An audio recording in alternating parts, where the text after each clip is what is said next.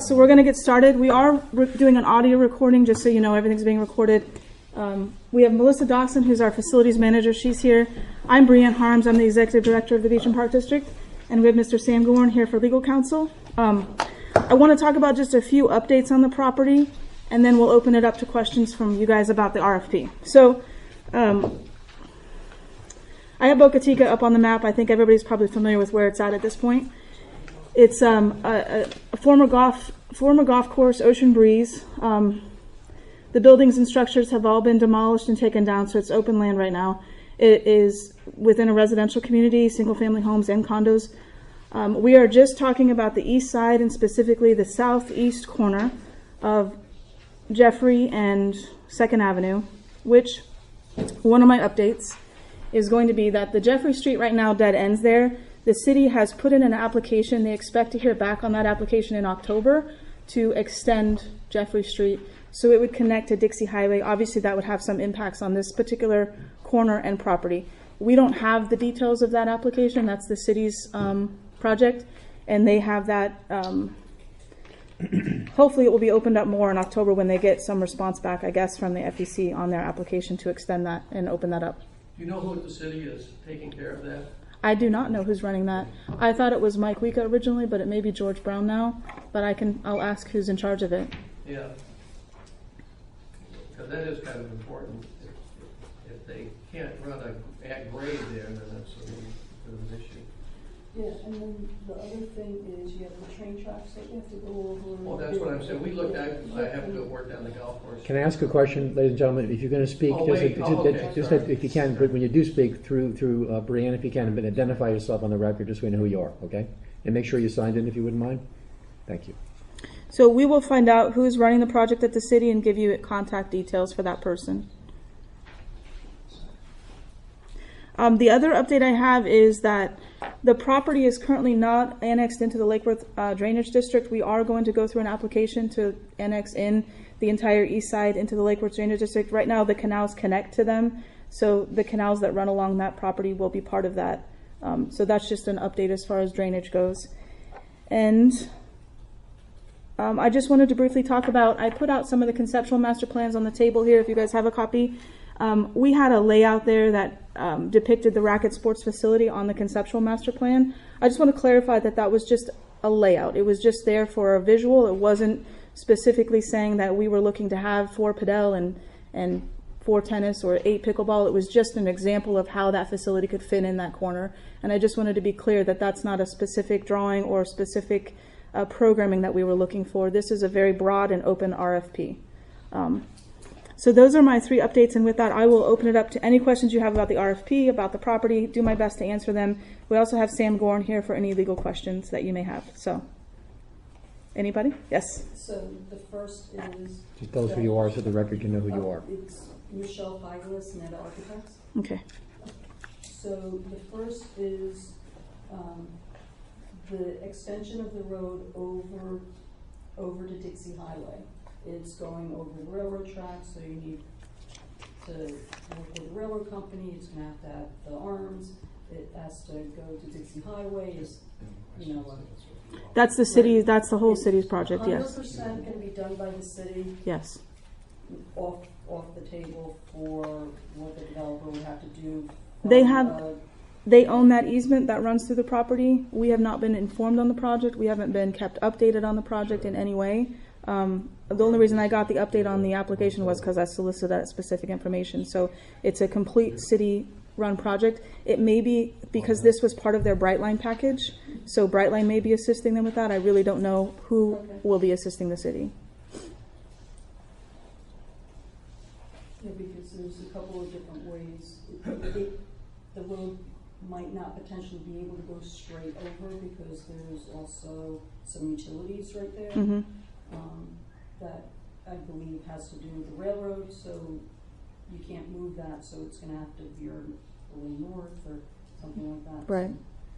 But for our purposes, at this point, we think that it's going to just continue straight to the right. That's how we imagined it, yes. Can I just keep going, or? Sure. Go ahead. Okay. So the next one is the the layout, which is just an example, will there be any programmatic ahead of time before we provide a proposal to get an idea? We are wide open to how you want to program it, because we won't operate this, we won't run this facility, so we want it to be racket sports. That's the key factor. Does that mean just pickleball? Does that mean pickleball and tennis? We're open to the racket sports. We had in this conceptual master plan that you see, it's a 6-acre site. Yeah. We're open to expanding that if you want to use more space or less.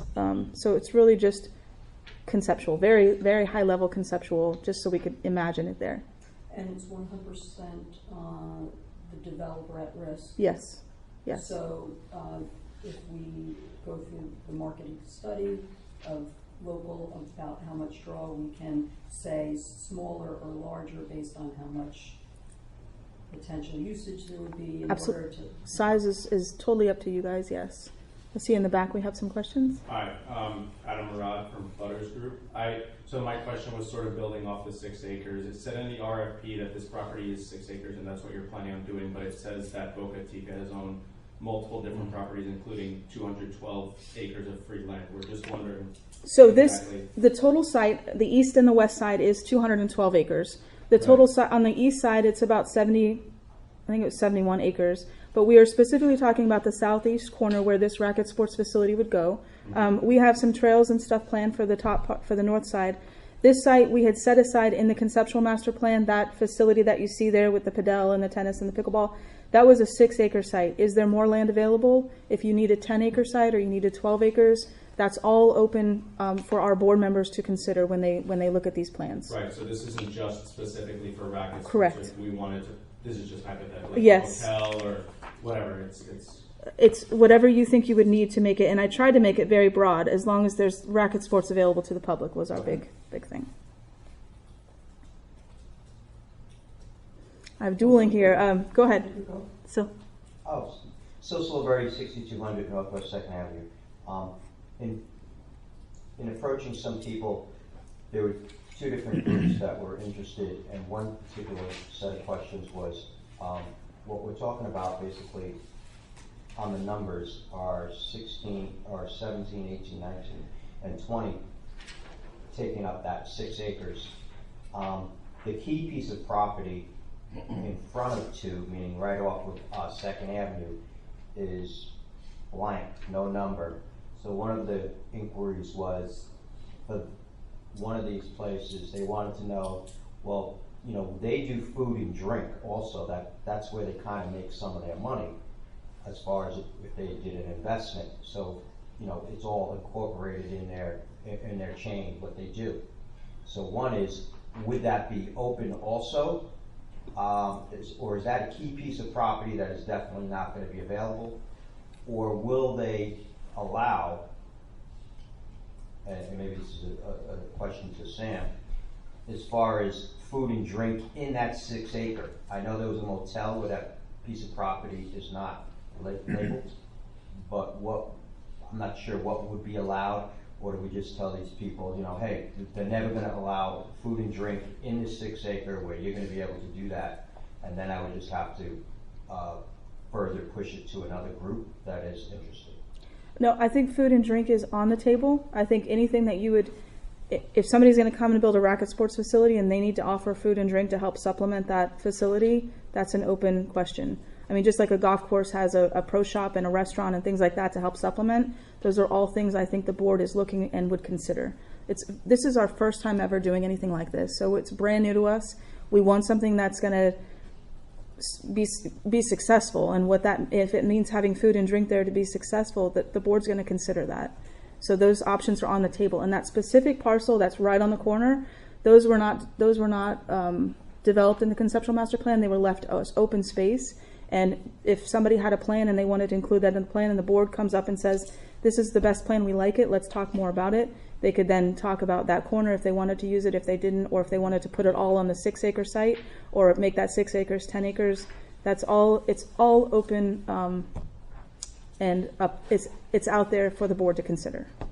And zoning would allow that? Well, in recreation, we currently have food and drink offered. Okay. Yeah.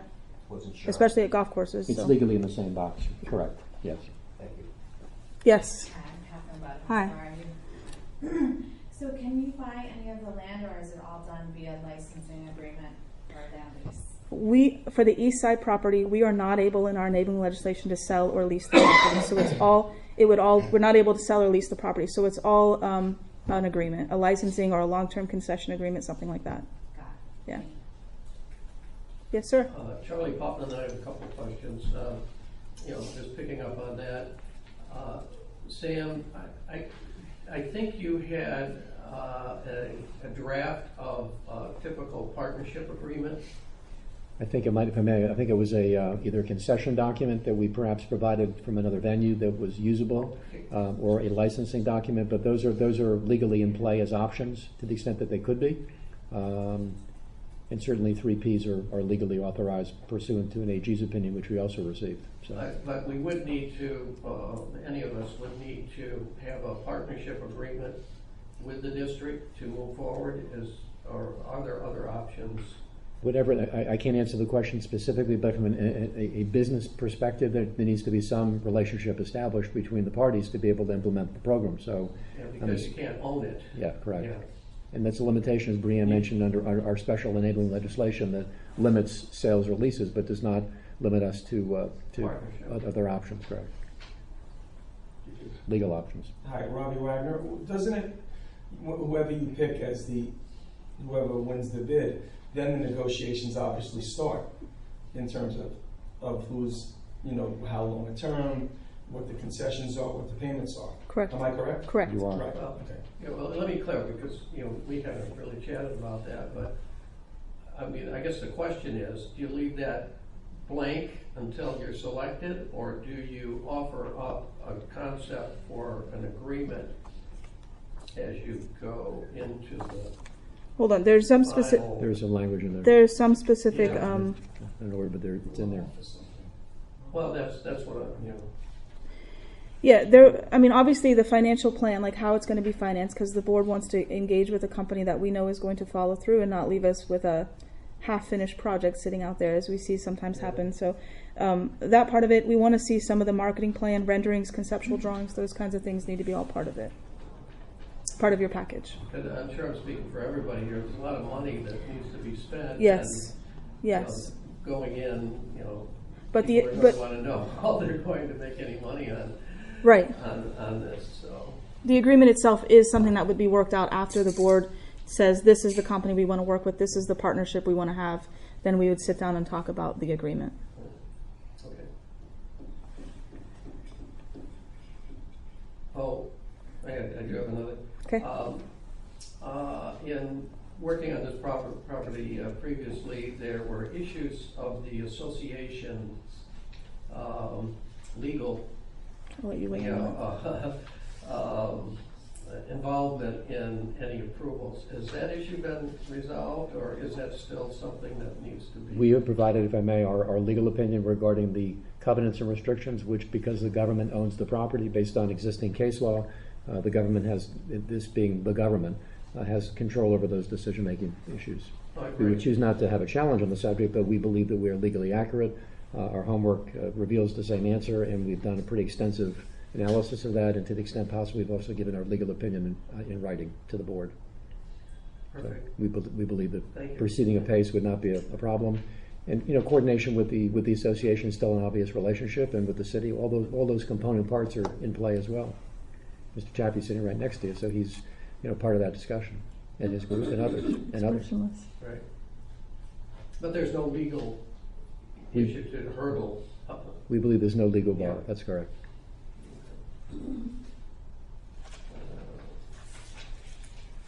Anything else? Oh, we have a call in. This is my wife. She might have a question. I think we have one more back here. Go ahead. Are any of the lots not included in the RFP, or is it all in play? Any of the property itself on the east side? I would say the board is pretty open, but we are starting the design of the trails and the aspects on the northeast side with the trails and the dog park and those things. Those are all starting to be designed now. And so would that make it off the table do something else there, or since those are already being proposed? I mean, and this is talking about the entire property, not just east of Second. Well, the west side is technically owned by the city right now, so let me just explain that part of it. So the city took out a bond, and we are paying the city back on this bond. And the earliest that we're able to pay that bond off and then own that property would be 2027. So the city, if you look in the property appraiser's website, they are the owners of the west side of this property. They own it now. We are in an agreement with them to design and build it out. They have oversight as far as what we put out there. The bond is very restrictive as far as what can go out there. It's not made for making any profit. It's not, even if you're a nonprofit, the bond would have to be adjusted for a nonprofit organization to build out there. So the land right now is very restricted as far as what can be built or done out there because of that bond that's in place.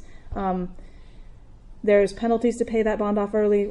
As a taxing district, it's not our cup of tea, so we're going to try to pay it off. The earliest we can pay it off with no penalty would be 2027. So our goal, the direction that I've received from my board, is to budget accordingly to get it paid off early. So that's the west side right now. We have a conceptual master plan with a golf course thing. We are not designing that side right now or doing anything over there except maintaining that land just while we work on paying off the bond. Is that in play for this RFP? Our board is open. Nothing has been taken off the table, but anything on that west side is a whole other layer to it with the city and the bond and things like that. You mentioned the dog park. Is that something that's a definite?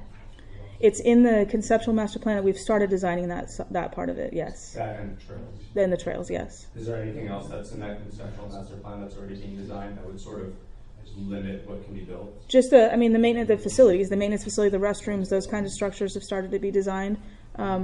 I know for our board, we have a commitment to the residents. One of the things that they really, really want more than anything is trails, hiking trails, bike trails, more connectivity to the other trails in the city. So those are big things. And I mean, this board is very invested in recreation in the city.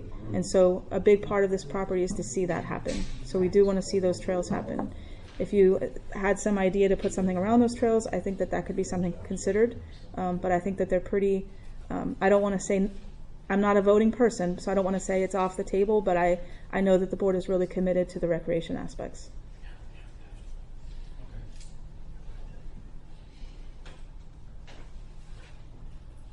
Is that fair to say? It is very fair to say.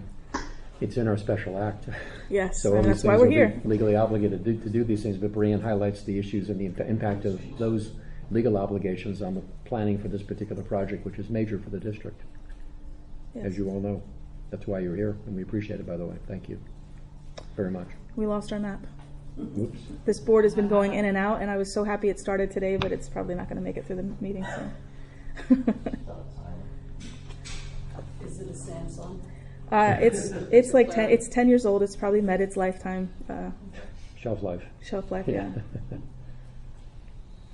Are there any more questions? If you guys don't have my contact info, I have cards available. My name is in the RFP. My email's in the RFP, so you can email me any questions you have. We from this meeting, we will find out and get some contact info at the city as far as the Jeffrey Street crossing, so you guys can reach out and see if you can get any more information than we've been able to get. I have a question. Yes. Who will be more in charge of, let's say, variances and The city. the city? Yes. So the city will be doing all, not the Parks Department? You will go through the city's permitting process, the site plan approval process with the city. Correct. All those things, all the city code, all the city building code. They just passed new codes about, like, if you're talking about parking lots, there's a new code about EV in the parking. There's a lot of things that are always evolving, and the city is working a lot on, some of you may be involved in a lot of development in the city as it is, so this is like a moving target constantly. So there's things that are changing constantly with the city development. You'll go through that with them. So the Parks Department will pick the... This board will decide who we partner with, because that's our Right. property, I and understand. we'll look for something that offers recreation to the public. That's the biggest component of this. And then as far as the building and the construction and the permitting, all that stuff is through the city. I wish we had special powers, but to do it ourselves, but we don't. No, I understand. I just Yeah. wanted to know, because it's two different entities. That's Yes. We have yes. unique powers, but not special powers. Yes. There's a difference. When we build our parks and we're building Pat Street pickleball facility, and we go through the same process with the city permitting and site plan approval, and super fun. Who will, I know the park the city park district manages a lot of the recreational facilities. Yes. Would they be managing No. this? This would be strictly the developer? Correct. Then if there were some other facilities that were, let's say, given to the district, they would. We've typically, traditionally, always partnered with the city to run our parks and our facilities. That has started to change. We just put out an RFP for a new operator of the Patch Reef Pickleball Facility. We have the YMCA running programming out of Patch Reef Park Community Center. When we put out an RFP for the maintenance of this property now, because typically the city parks department maintains all of our parks and properties, they did not submit for this. So we have a separate entity, actually 2 different companies that do the maintenance and the cutting now and the trees. So traditionally, it's always been the city. For this particular property, it will be whoever the developer, whoever you want to operate it. And we are obviously always evolving with that too right now. So. Question about Stuart Davis. Hi. Do you guys, is there a finalized plan for the Patch Reef, updated pickle and racket facility, so we sort of know what will be there, so we know what we're potentially competing with from a standpoint of this facility? Yeah, we are in site plan approval, but right now it's 18 covered pickleball courts. 18 covered? Yes. Okay. And But no all of them other, are covered. and there's 17 tennis courts out there now.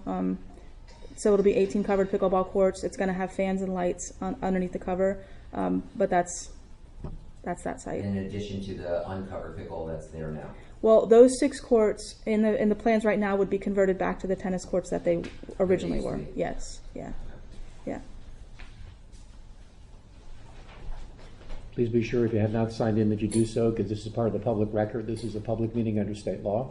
The doors aren't locked, they're fully open and available. It's not being zoomed or not being otherwise televised, but from the standpoint or streamed, but your presence is appreciated. If you can, make sure you checked in so we can add that to the minutes as well, whatever that may mean. Any other questions? Yes, sir. Will this be on YouTube, this meeting, where, We did not video record this. We just did an audio recording of it. how could somebody that was interested listen in on this particular meeting? They could email and ask for a copy of the audio recording. We could Correct. provide that to them. To you? Hmm. They could email Joanne and she would get them a copy. We'll put it on a Google Drive. Okay. Anybody else? If you came earlier, you missed the breakfast, so sorry. Just kidding. Chaffee cooked it. I'm just kidding. Oh, yeah. Any other questions? Mr. Chaffee is a longtime resident of Boca Chica, so if you guys want to know what the residents want out there, he's your guy to talk to. Talk to him. And Sil lives out there too. Respect, Sorry. Yeah, sorry, He's Sil. another Very one. close to Mr. Sorry. Chappie. He doesn't Yeah, represent sorry. us, Sorry. Sil, yes. Sorry. all of the owners, but I'm involved with Keep Golf in Boca. It's a very good organization. Yes. All right. I think that's it then.